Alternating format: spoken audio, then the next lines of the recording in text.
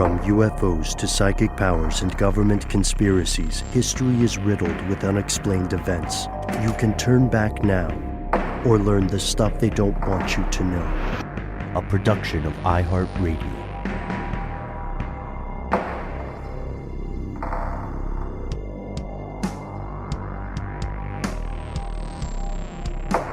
Hello, welcome back to the show. My name is Matt. My name is Noel.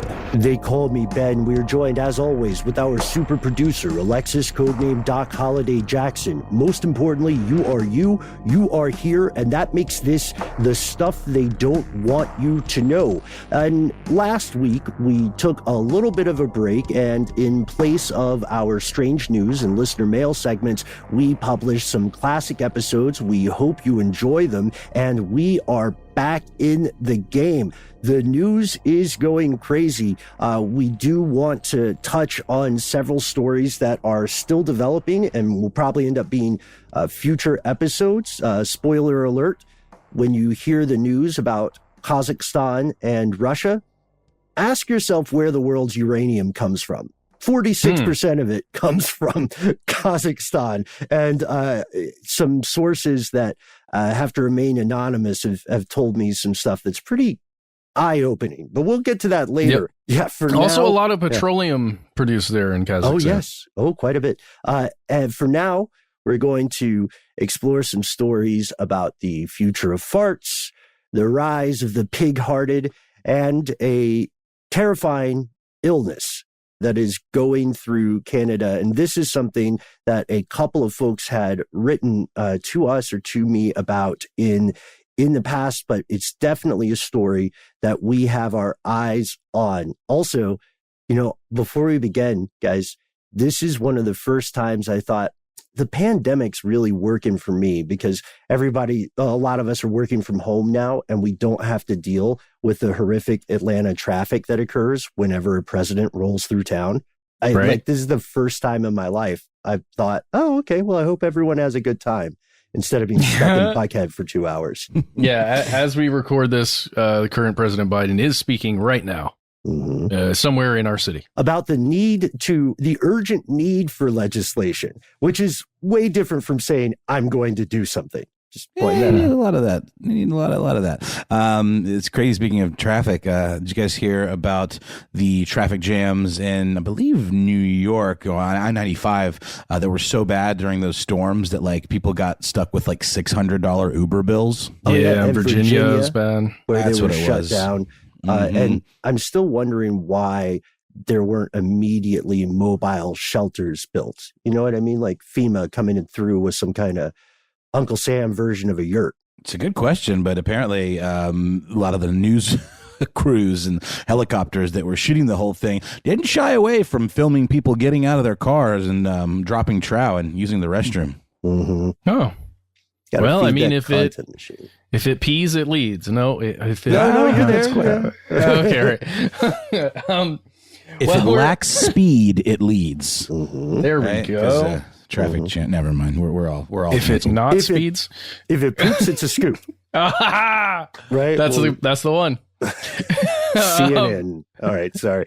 Yeah. But I think we all talked maybe with our colleagues or maybe separately off air about this first story in this week's segment, which is an illness story, and it does not appear to be COVID, right? There's a mystery afoot. Yes, very much so, and very much not COVID. This is a neurological degenerative disease of some sort or multiple diseases, and it's in a fairly small cluster of 48 people. And you may think, why are you talking about something that's only affecting 48 people on this planet where there's tons of things affecting way more people? Well, because it's puzzling. It's very frightening when you look at the symptoms that are being described and what these 48 people are dealing with. So that's why we're covering it today.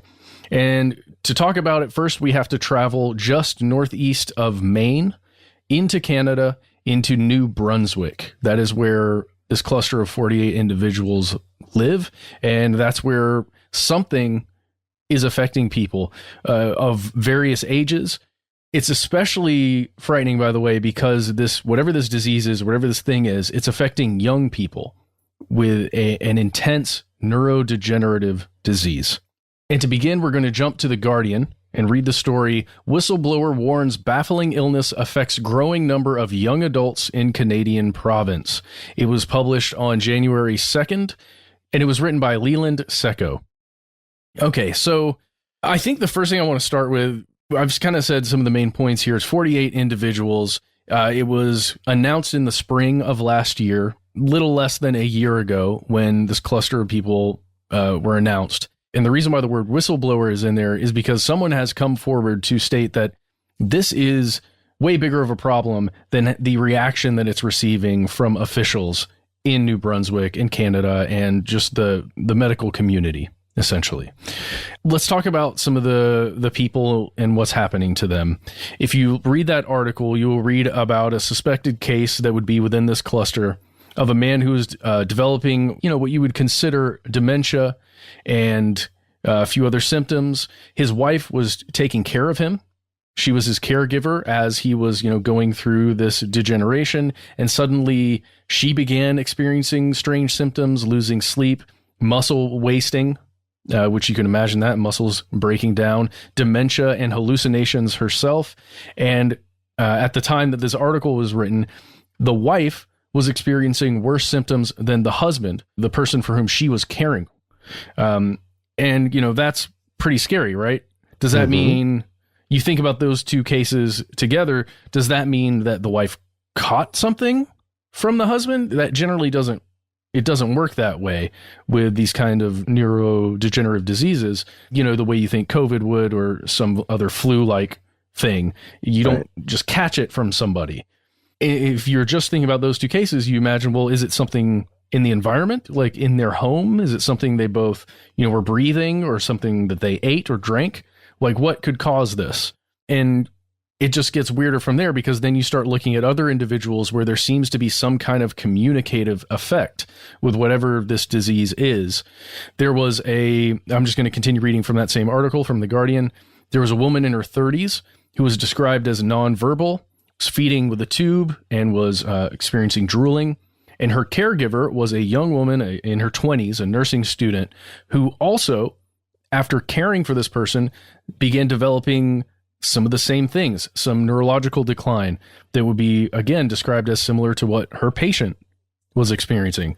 So it's just it's frightening. Like, imagine that, guys. Imagine if there was the fear of something like COVID, which is dangerous and deadly in some cases. Imagine if instead of it affecting your chest and, your ability to breathe, it was affecting the way that your brain functioned and your ability to say words and speak sentences and understand concepts and move your body. It's terrifying. And I think that's why this case and these stories, it's being written about all across the internet. And it's also, it's something that verges on being overblown. You can overblow this very quickly because it is only 48 individuals, as I keep saying, but it is something that could potentially be worst case scenario, for humanity.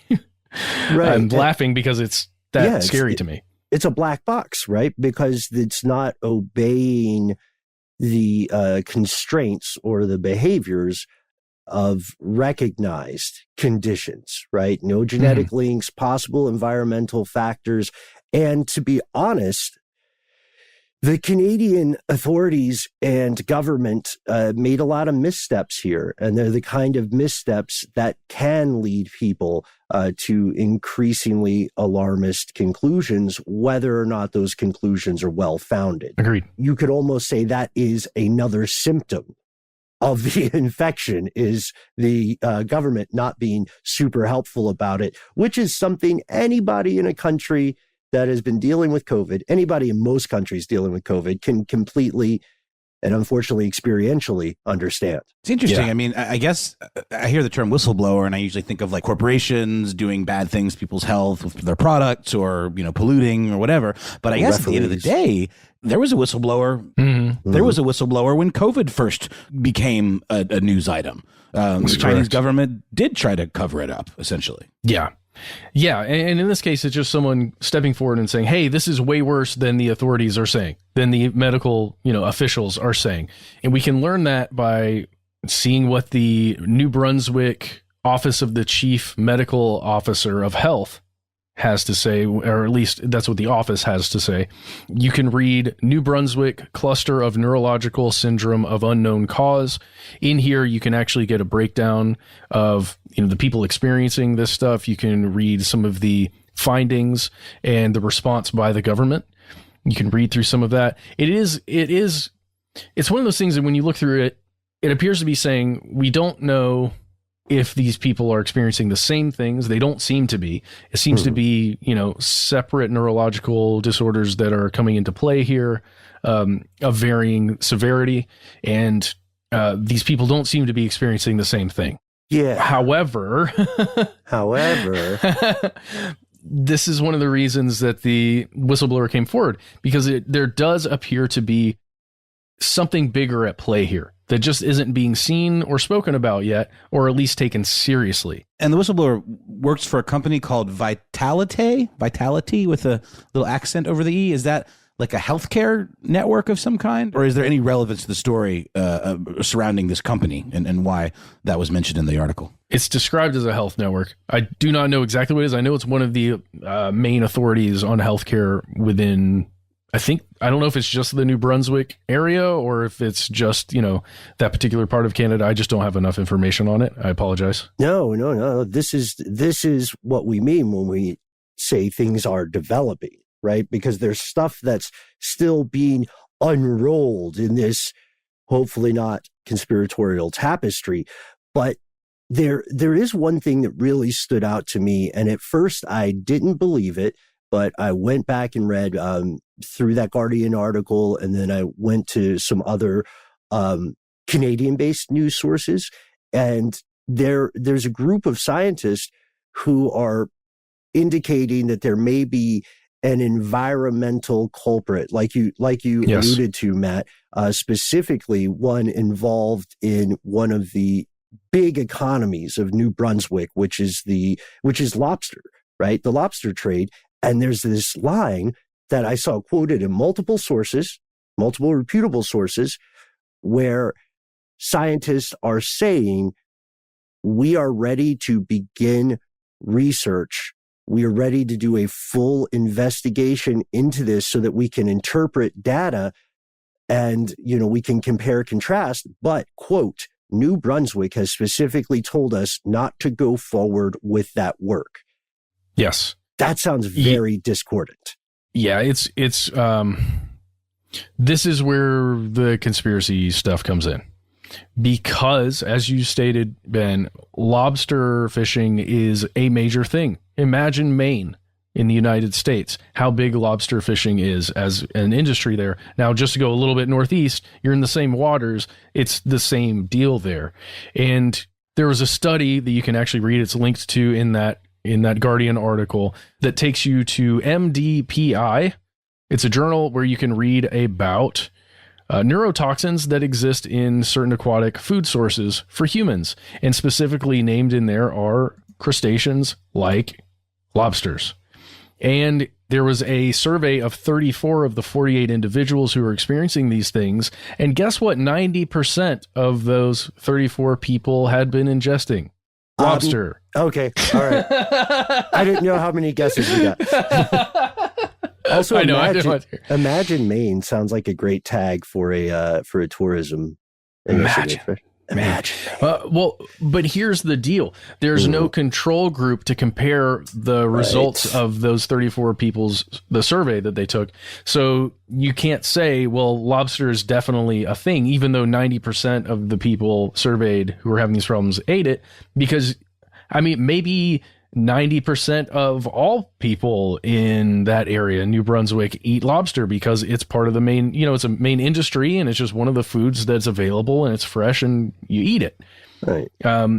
So there's no way to really link that unless you have a control group, and then control group, Ben, and great show. Check it out. It's still on Apple Podcasts. Mm-hmm. It's really good. Both seasons. Thanks, man. Mm-hmm.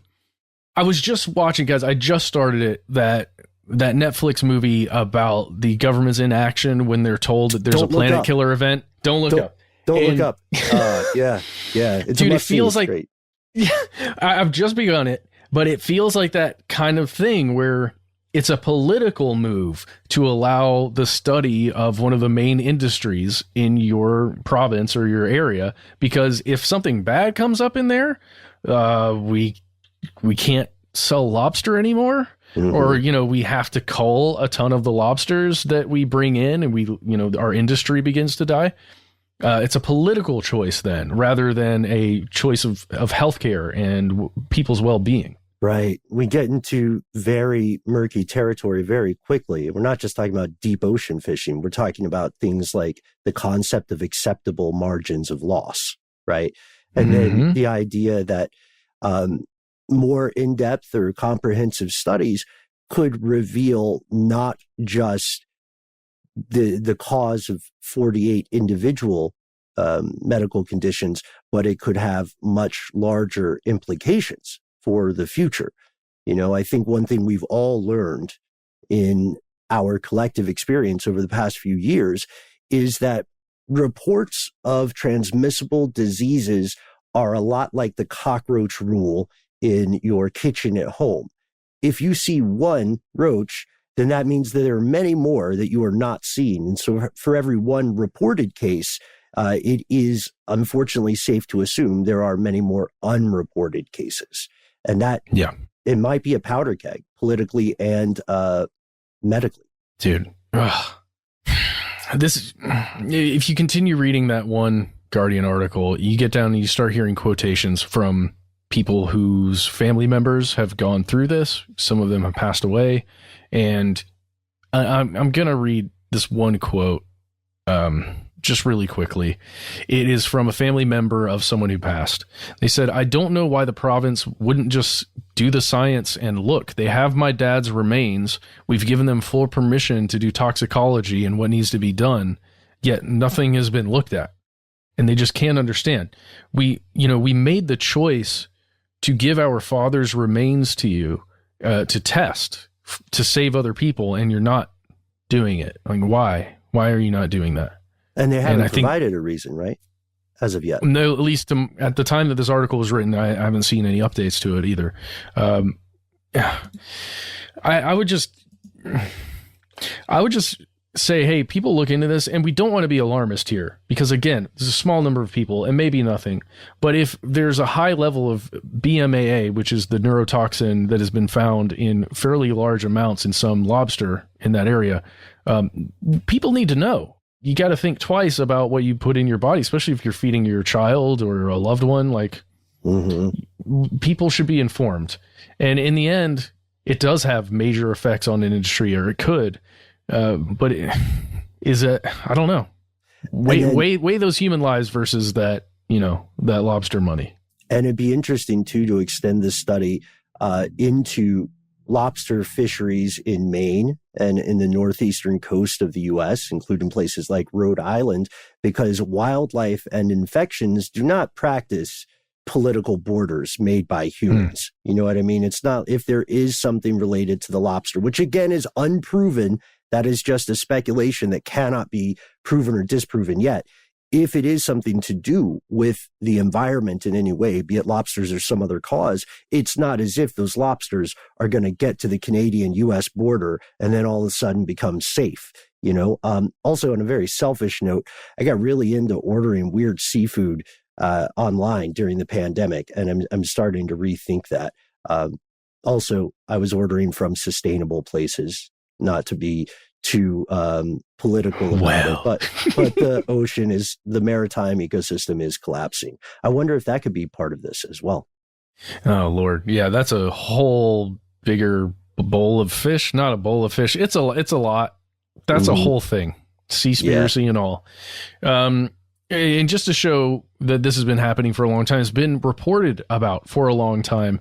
Back in March of 2021, there's another Guardian article you can read titled "Mystery Brain Disorder Baffles Canadian Doctors."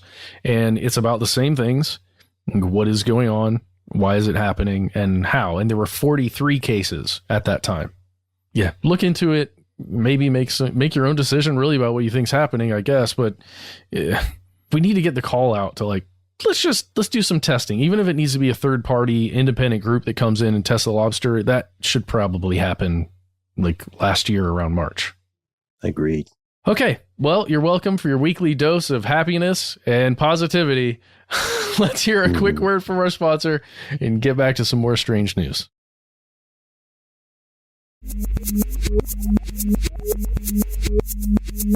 And we're back, pivoting from a potentially terrifying health scare. Could be the new pandemic sweeping the nation. No, I don't think that's what that is, but you never know. It's good to catch these things early. To another type of pandemic sweeping the nation, a technological pandemic called NFTs.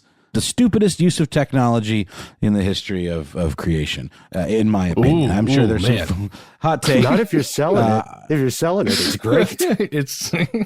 It's just, I don't know. To me, non-fungible tokens, or whatever, are use of the cryptocurrency blockchain, or blockchain can be used for all kinds of stuff, but that's what we mainly associate it with, in order to validate unique pieces of digital art, unique digital assets of any kind. You can turn anything into an NFT. We saw, the head of Twitter minting the first ever tweet as an NFT. And what does it mean to own a digital asset, you might ask? Well, not much. It's literally a contract saying that you own it. But as we know, with all these stupid lazy lions and the monkeys or whatever they are, the gorillas, I guess, they're very popular. They're basically just crappy art that people pay a lot of money for in cryptocurrency, and then are able to claim ownership over these. And the minting process essentially makes it where you can unequivocally say, this is mine and I own this, but people can still screenshot them. And at the end of the day, it's just a JPEG.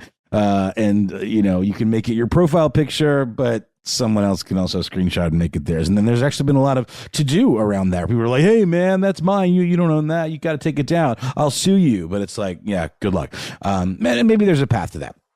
But it has become a bit of a emperor has no clothes kind of situation. To me, it just kind of shows the inherent hollowness and shallowness of things like art as commodities. If anything, I think it's just kind of like a dystopian sci-fi way of saying, yeah, things are worth whatever we say they are. And if it's and these things aren't even cool looking, most of them. Some of them are. There's like Beeple or whatever, the guy that sold $1 billion NFT, which is a collection of hundreds and hundreds of all of these digital images that he had already made publicly available on his Instagram, for years. It was just like a very, very large image macro with all of these as tiny little pixels. And I think it's sold for $1 billion. And so there's been this craze, people thinking, okay, NFTs are going to be the new cryptocurrency, or they are cryptocurrency in and of themselves, kind of. They're a token, but you can then resell them, of course. And like cryptocurrencies, they can appreciate or depreciate in value. So it's really just opened up this kind of whole feeding frenzy around it, and it's starting to get really silly because people like what's the guy's name that played Al on Home Improvement? Do you guys remember his name? Probably not. You probably just remember him as Al.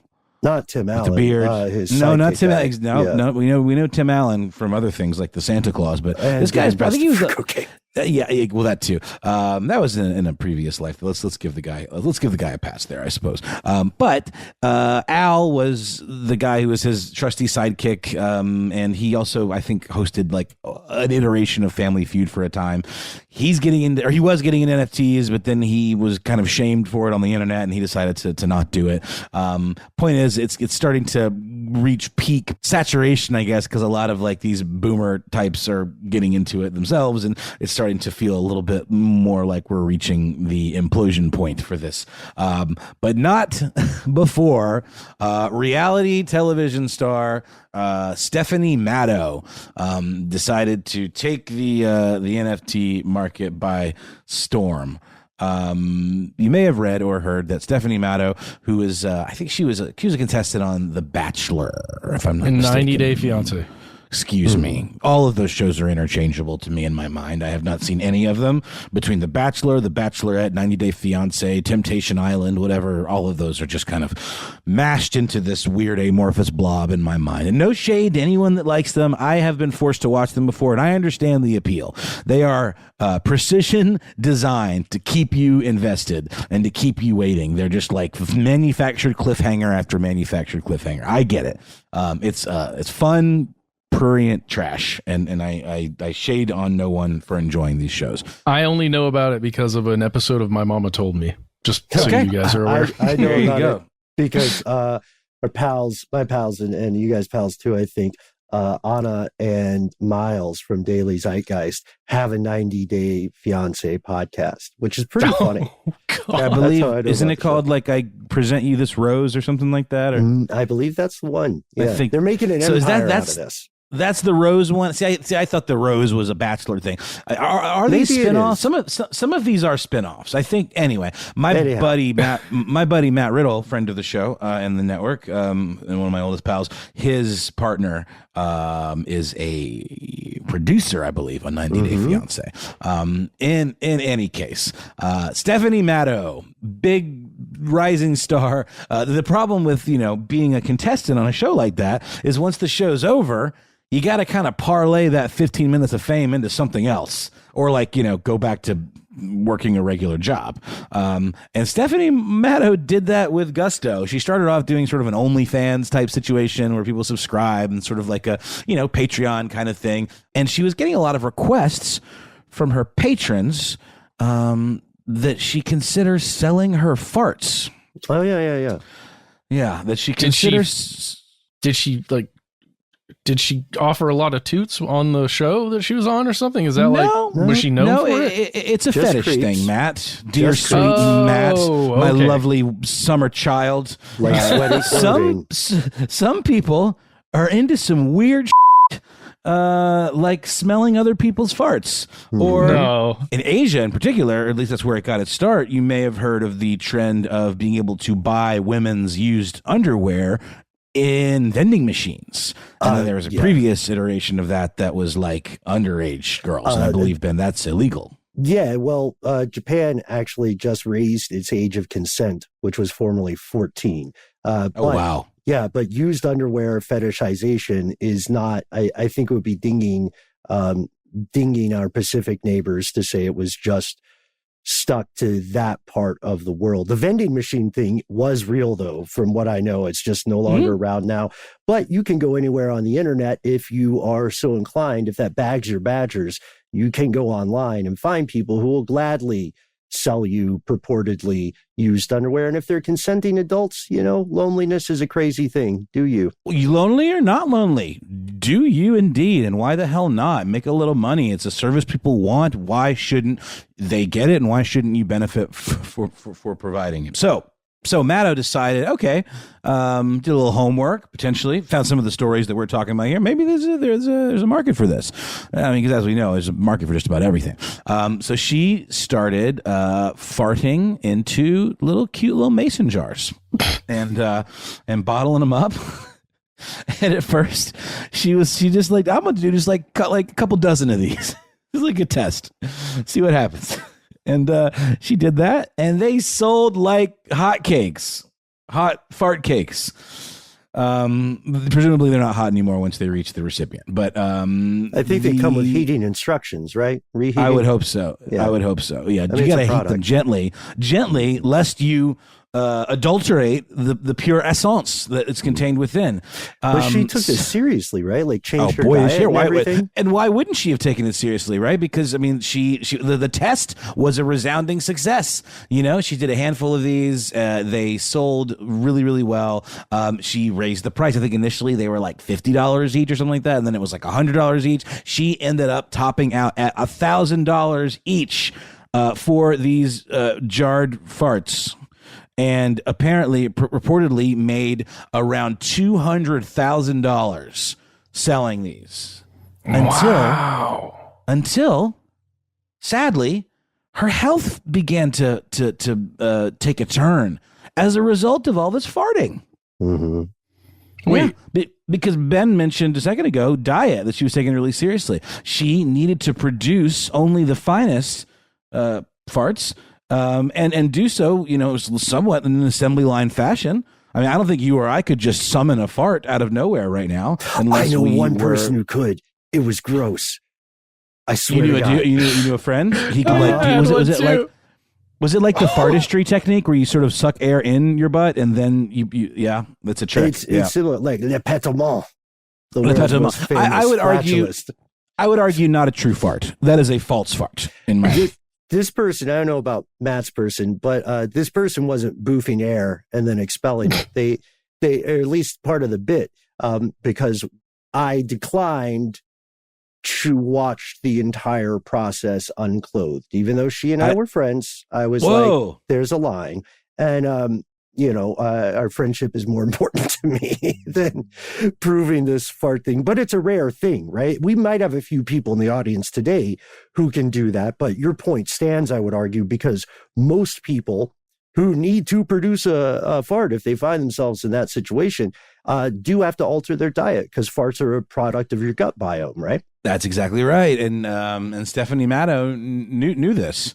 And I don't know if she had like a fart consultant or something like that, but she found a diet of like, the stuff you would imagine. I guess you don't really need a consultant. We all know what makes you fart. Things like beans and lots of fibrous foods, things like that. And she was consuming so much of this that one day she woke up, I guess presumably to do her daily fart jarring, and she felt an unpleasant sensation in her abdomen.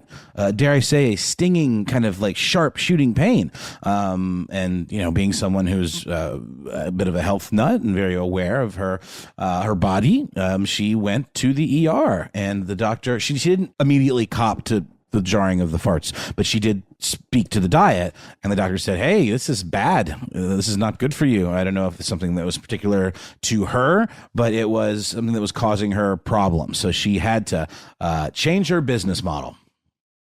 And guess what she changed it to? Do you think that's real, or that's a story to make the next move make more sense?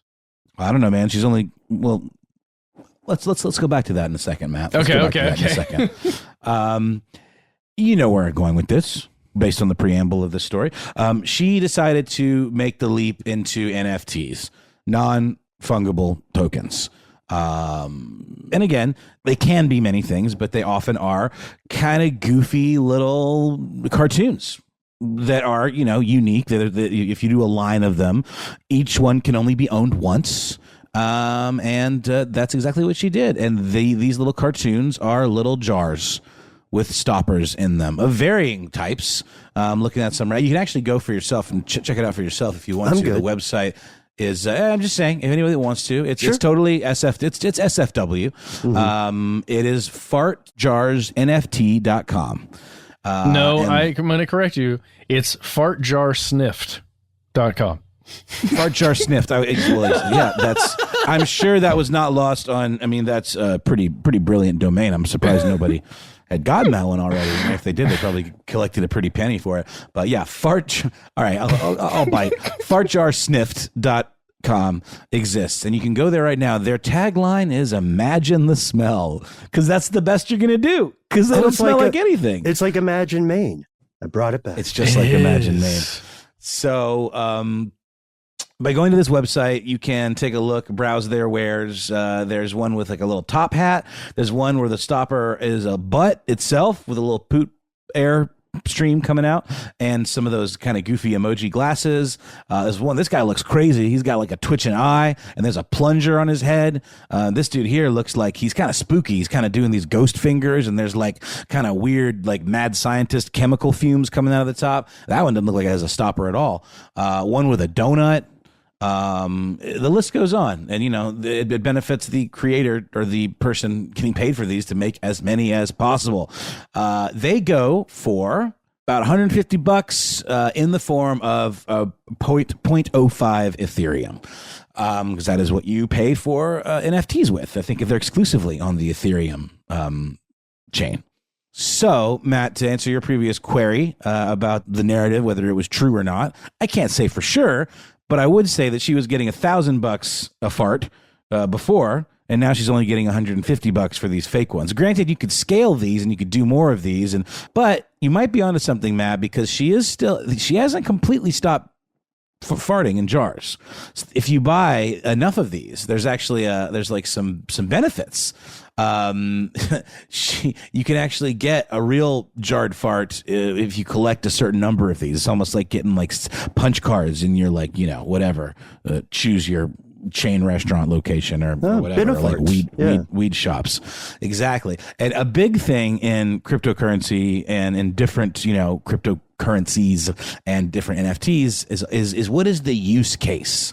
That is a question that's always asked. Like, is a particular cryptocurrency viable? The question that's asked is, what is the use case? Is it good for like smart contracts? Is it good for certain types of transactions? There's like different ones that are built on different technology or coding or whatever that are good for different things. And sometimes whether one does better or another can depend, or if it has more like long-term viability, depends on the use case. So this is a great example of someone kind of understanding that and just basically bullshitting their way through it. Pun absolutely intended. So utility on the website, according to fartjarsniffed.com, fart jar NFTs have 4 use cases that make owning them a blast. Okay. 1, access to Steph. For pleasure or business.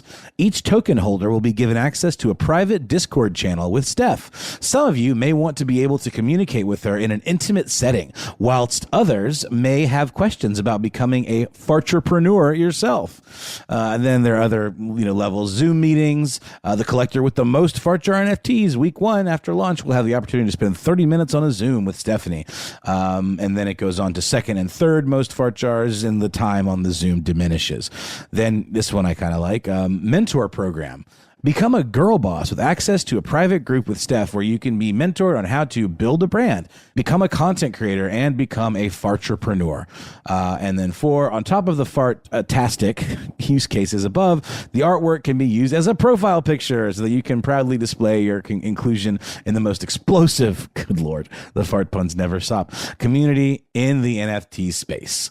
Again, this is no shame. This is clever. If she makes money on this, more power to her. Absolutely. I just think it just shows how stupid and out of control this NFT space has gotten.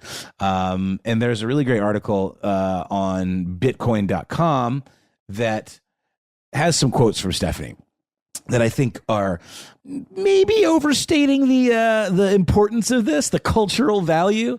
I get where she's coming from, but it almost like makes it sound like satire, and I think it diminishes what she's actually trying to say, which is this. Fart jars are all about taking ownership of your body, your inner worth, with an added whiff of creative genius. Making a statement and an impact is not about pushing a fart. It's about pushing yourself to do anything you set your mind to. Well, I've got a lot of mason jars around the house, so I know what I'm doing. Yeah.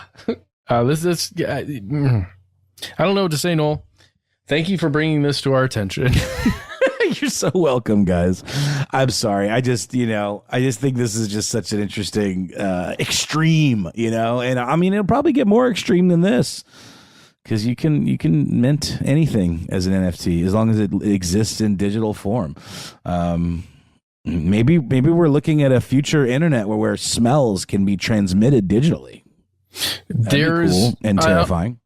I don't know if you guys saw the news, but there is screen. Yep. Yes. Yeah. In Japan. Tell me more. I don't know about this. Thank you, Ben. Story for another day, I think. Okay, fair enough. That's exactly what I thought. Wow. Well, not much else to say, I guess. I don't know, Ben. I'm interested in particular, like your thoughts in the dystopianness of this, or if you see it that way. Like, do you feel me on the whole, like, the absurdity of the art market and how, banana taped to a wall sold for like $1 gazillion or whatever at like Art Basel, and like, is this just kind of like a digital extension of that, and do you see it in the same satirical light that I'm seeing it in, or am I missing something, or do you see it differently? No, I agree.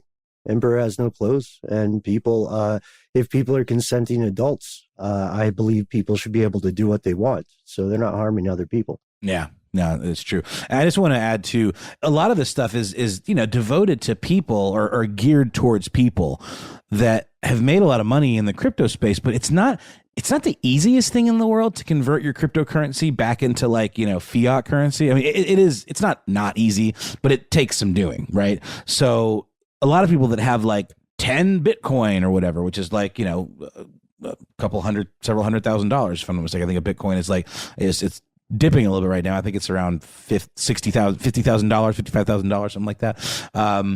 They're looking at everything not in fiat. You're not looking at your crypto wallet necessarily and how much cash it's worth all the time. You're looking at it in a different scale. So spending 0.05 Ethereum on a cartoon of a fart jar might be just the novelty that someone would just totally click instantly without giving it much thought.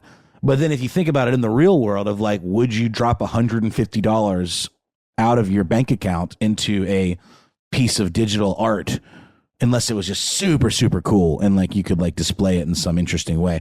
Probably not so much. So I think this is preying on people that are listless and bored on the internet and have all this kind of cryptocurrency to play with. But then again, this is also kind of playing toward these people that have very specific fetishes and very specific fetishes toward a particular talent, a particular individual. So more power to them, but also it's weird. So with that, let's take another quick break, and then we'll be back with more strange news.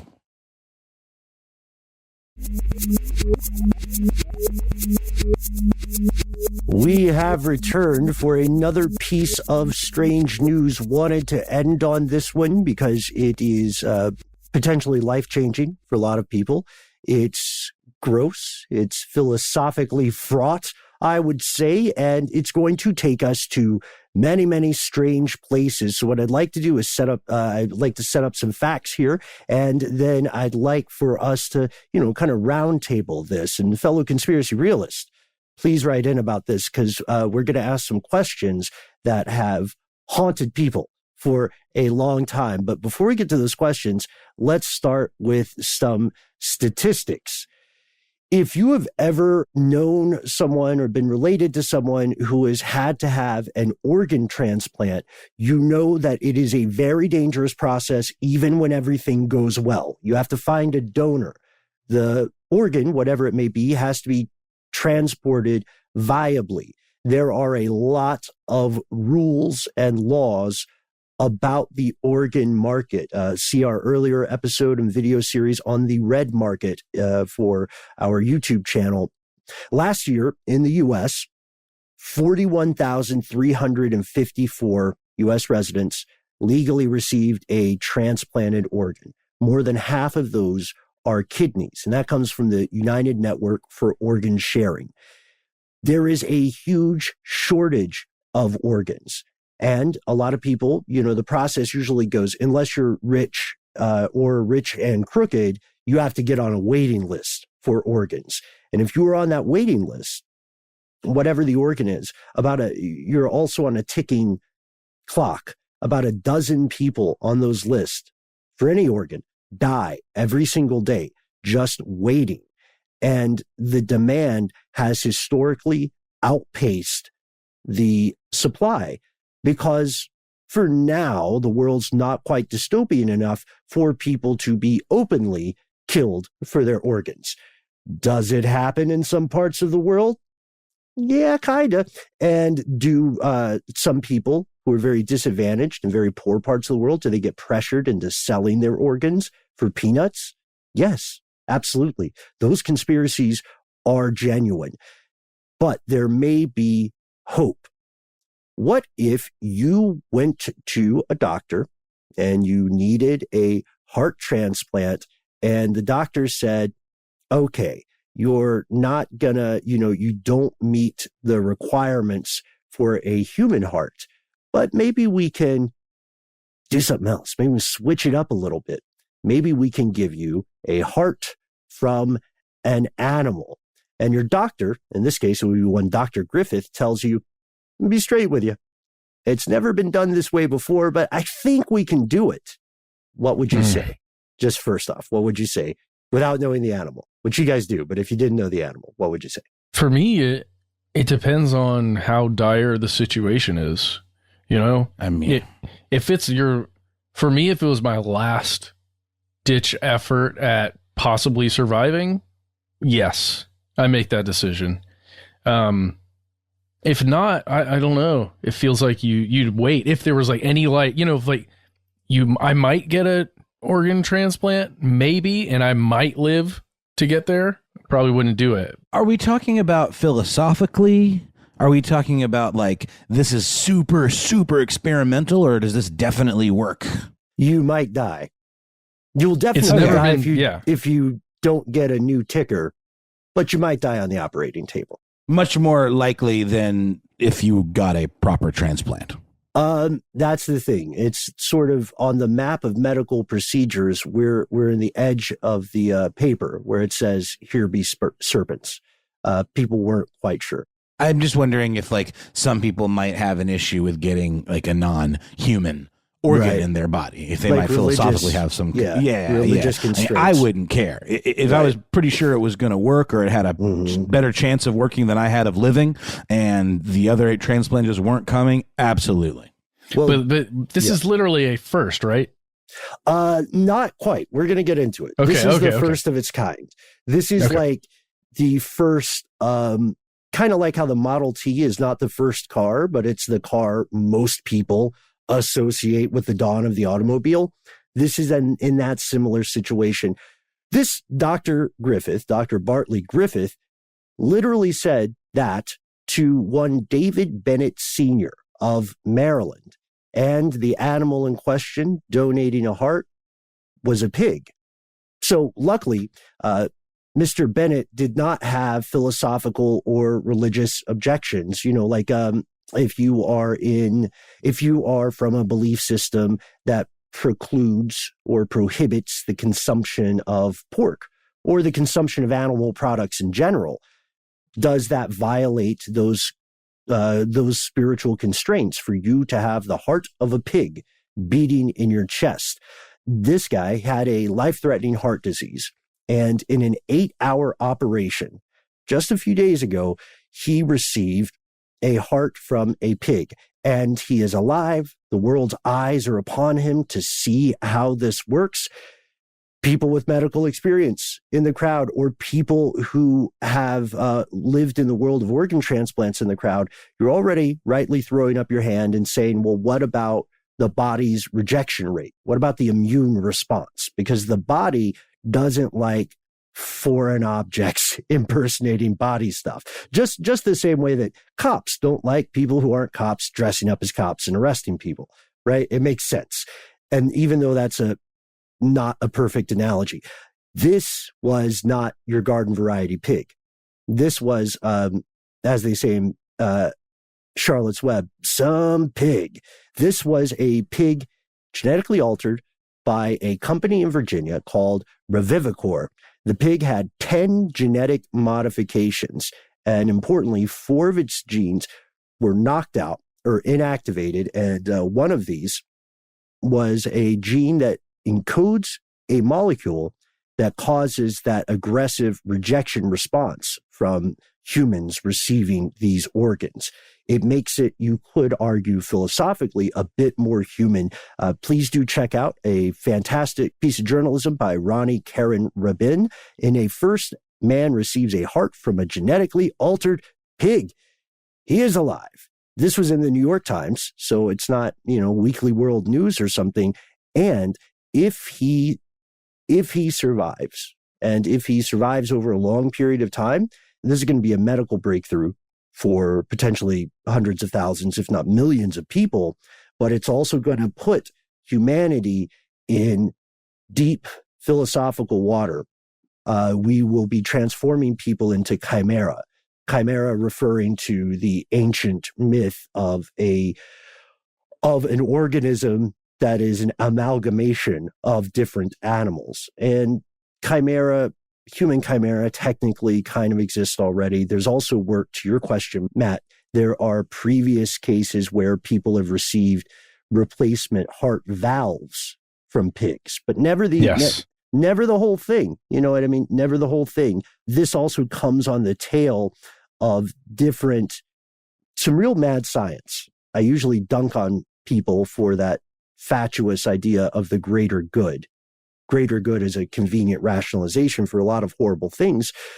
But there had been earlier tests where they took people who were brain dead and put medically alive, but on ventilators, and they put these hearts inside them to make sure they work before going on to someone who, would have brain activity. So there has been a lot of work leading up to this, but there's a lot of work to go, but this is a game changer. Who knew pigs would be so useful? Also, it must be dangerous to be a pig now. People are using you to figure out how to breathe through their butts. They're going to grow our porcine friends as organ farms, potentially.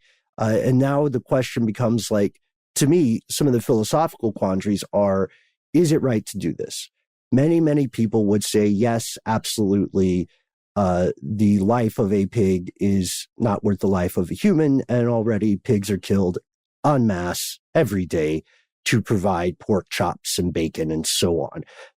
But there's also a ship of Theseus question, right? The old thought experiment of the ship of Theseus asks, if you take a ship and over time you replace it piece by piece by piece until you have ultimately replaced everything, every material on that ship, is it still the same ship?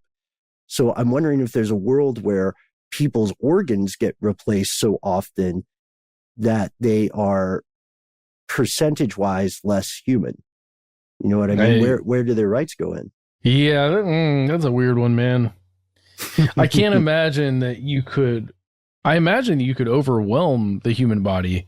And, it's been, what did you say, been 3 days or something that the guy has lived, or 4 days or something that he's lived thus far with a pig heart inside of him? Mm-hmm. Mm-hmm. One of the things that we know from these kinds of transplants is that it isn't necessarily something that's noticed immediately, that, the body rejects something else that's inside of it. It could take a month. It could take however, 25 days or something, for him and the medical professionals to figure out that his body's rejecting it.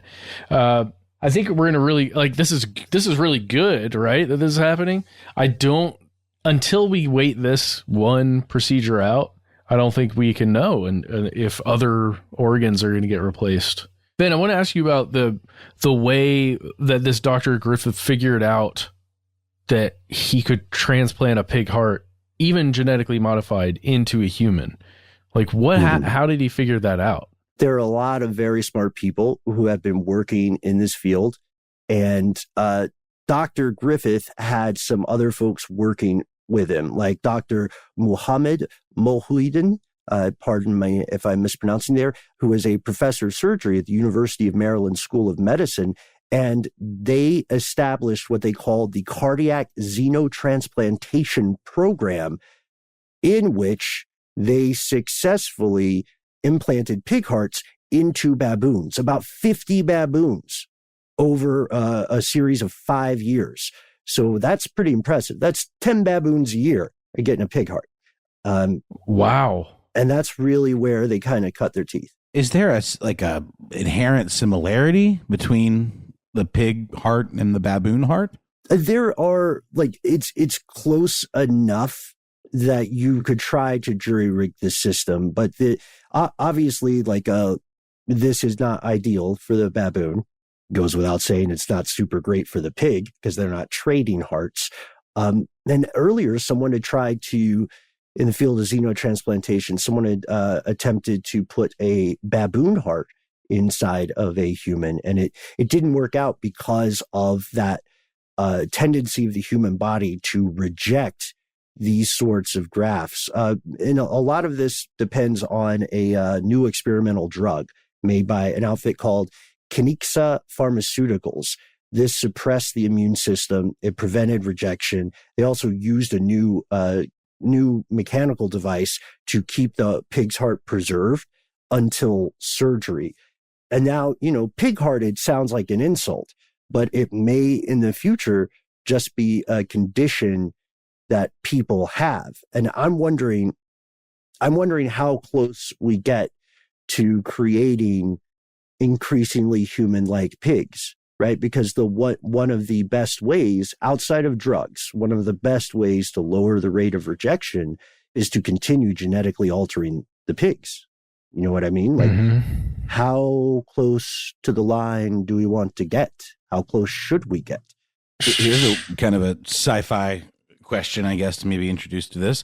We've talked a lot about genetically modifying pigs, and in the past, we've also talked a lot about genetically modifying humans, and the societal kind of breakdown that would encompass, like in terms of like only the wealthy can afford to genetically modify themselves or their offspring in such a way as to prevent, illness and things like that.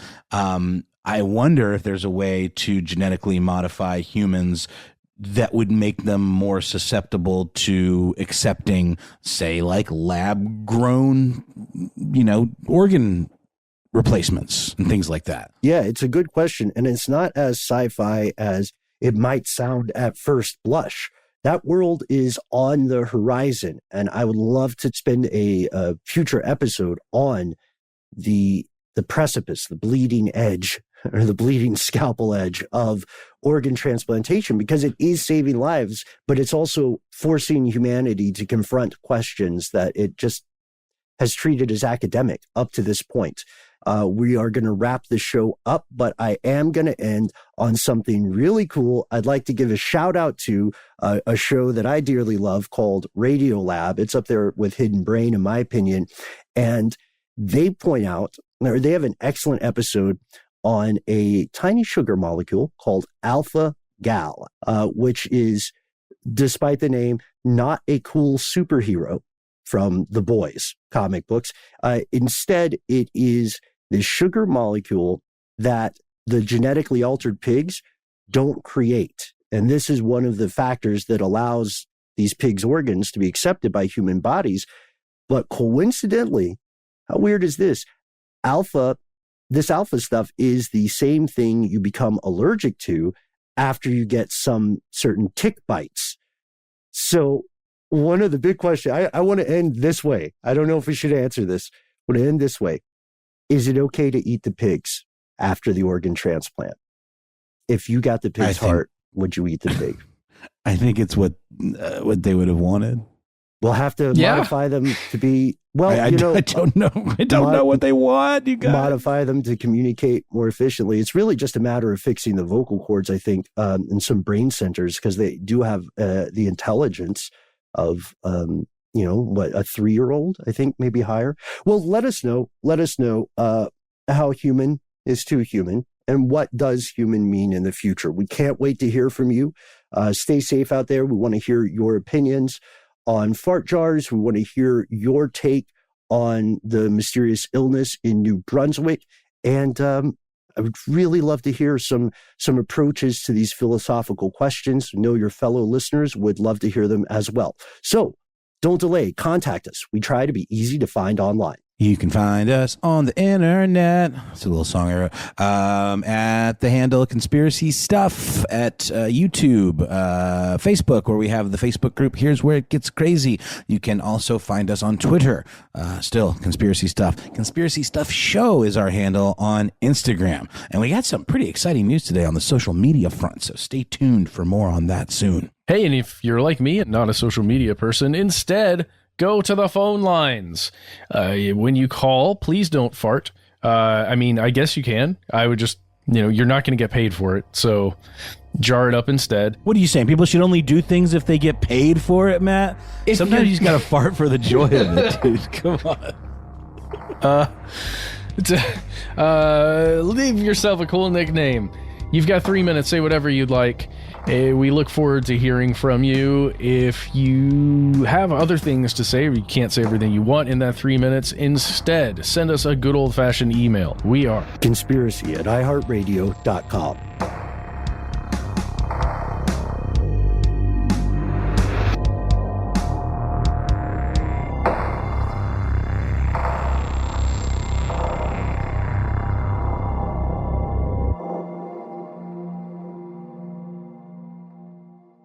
Stuff They Don't Want You to Know is a production of iHeartRadio. For more podcasts from iHeartRadio, visit the iHeartRadio app, Apple Podcasts, or wherever you listen to your favorite shows.